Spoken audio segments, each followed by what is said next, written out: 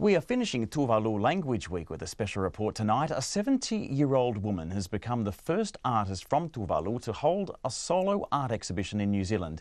Lakiloko Keakea is an award-winning artist who showcases the tiny Pacific nation's unique traditional weaving and crochet techniques. Her pieces are on display at Ponsonby's Object Space in Auckland, where they were launched alongside celebrations of Tuvalu Language Week. Indira Stewart went along. Upon entering Lakiloko's exhibition, visitors are required to remove their shoes. The floor of the display room is covered in traditional mats woven by the Tuvalu arts group Whawhine Niutau I Aotearoa, a collective of women which Lakiloko is a key member of. Alongside many in her community, the women gather to celebrate Lakiloko's work as visitors sit on the floor observing her pieces.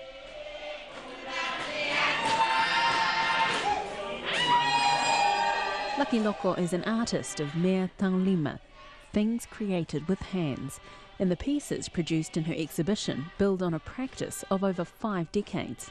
Born on the atoll of Nui, she's been blind in one eye from a very young age, but she says that's never stopped her from learning the traditional practice of weaving.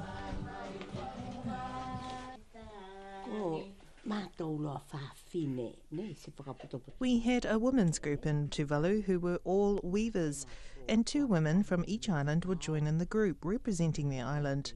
Myself and my friend Kelesoma's mother went together, and I'd never done any weaving before. She says she was about 30 years old when she first learnt to weave and was the first in her community to incorporate synthetic materials.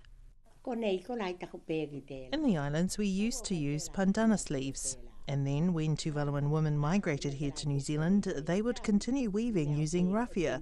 But over time raffia would break and it wasn't as strong, and also the colour would fade, so I thought maybe I'll try it with wool, and the colours stay more vibrant with wool. Lakiloko arrived in New Zealand 22 years ago and in recent years has made a significant contribution to maintaining the art of kolose, traditional Tuvaluan crocheting, in New Zealand. Last year she was awarded the Pacific Heritage Art Award by Creative New Zealand. I'm a very active person. I'm not the type of person to just sit down and do nothing, no. I have to have something to do. So weaving in our traditional kolose, which is like crocheting, was my way of keeping active when I first moved here to New Zealand. Her granddaughter, Patricia Filippi, says weaving was her grandmother's normal way of life.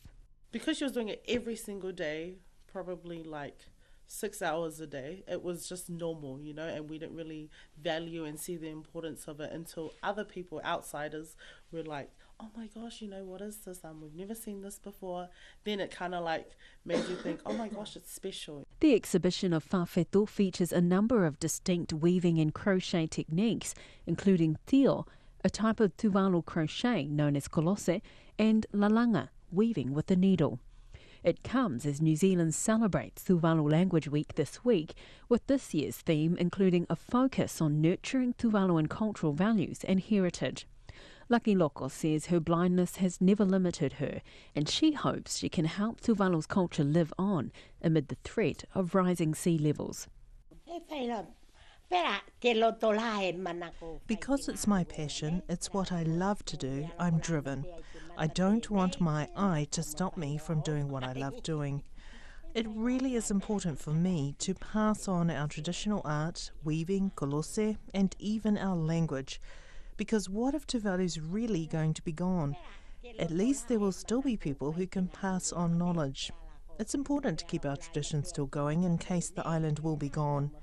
If we forget about Tuvalu and our culture, what are we going to do? Patricia says she's thankful to have learned the value of nurturing Tuvaluan culture from her grandmother.